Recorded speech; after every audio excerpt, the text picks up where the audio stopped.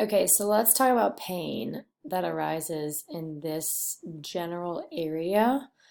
So a lot of times people who have discomfort in that area do have some kind of funky tipping of their shoulder blade. And in this scenario, a little bit more of a forward tipping of the shoulder blade. So what I want us to look at so that you can kind of understand things that we are going to be addressing, I think we need to take a little bit of muscle off to really. So let's just take it down to the bare bones of looking at the shoulder blade, okay? So a few things attach to the shoulder blade that can cause it to wing a little bit more where it kind of pokes out at the bottom, things like that. So if we are looking at, on the front side, your pec. So the deepest pec muscle is going to be your pec minor. And if you can see, it attaches to the front of the shoulder blade.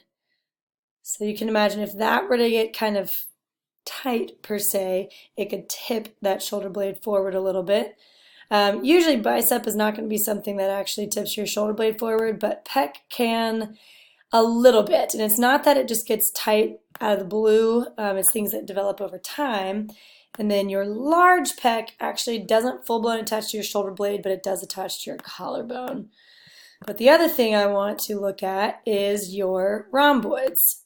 So rhomboids, also where they attach, if you can picture it kind of pulling up in that angle, can make your shoulder tip a little bit more, we'll just draw downward, if that makes sense. So if this is pulling up, you're going to get that kind of downward rotation. So if you've got a little overfiring of your rhomboids, if your levator, which is this guy, is also pulling things up a little bit, your shoulder blade is going to be rotating down some. And then let's also take a look at, let me clear the pen, we'll be done with that. Let's take a look at your serratus. So we're going to take off another layer so that you can at least see. So this is your serratus. So if you can tell where it's flashing, I mean, your serratus covers a lot of ground, okay? Let's look at it where it's just on its own. It actually sits on the front side, connects to the front side of your shoulder blade, the underneath part, I should say, connects around to your ribs. So this guy helps hold your shoulder blade against your rib cage, okay? So if we look at it from the front, from the side, from the back, if we get back to full body and we got everything on, if this is not appropriately strengthened or firing the right way, this bottom corner of your shoulder blade is also going to start to tip up because there's no force coming from your serratus, or well, not enough. It's not that it doesn't fire at all, it's that it's not enough to really compensate against some of those other stronger muscles. So what that means is that when I give you some exercises to do, oops, let's clear that pen.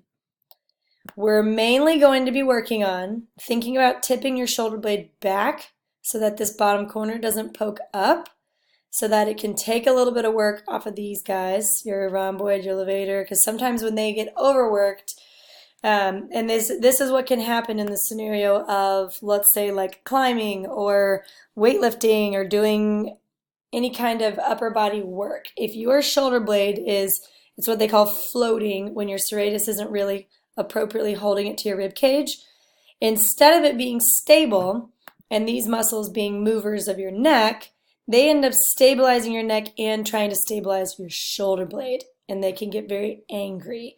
So levator can get angry, rhomboids can get angry, and then that can just end up turning on other muscles that can get irritated, so like down in here and then going down the arm.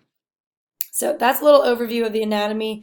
As far as the bones, so that costovertebral joint that we had talked about, which let me zoom in here, right in here where your rib meets your spine, when all of that musculature has gotten kind of tense over time, these joints get a little stiff. So that's why I popped you right in there, just to get things moving. It doesn't necessarily put anything back in place, but it can help decrease some of that. It's called neuromuscular, just tension that's kind of keeping things locked a little bit. So that's an overview. Hopefully that kind of gives you a little insight into why we were in those areas and where you'll be working on stuff.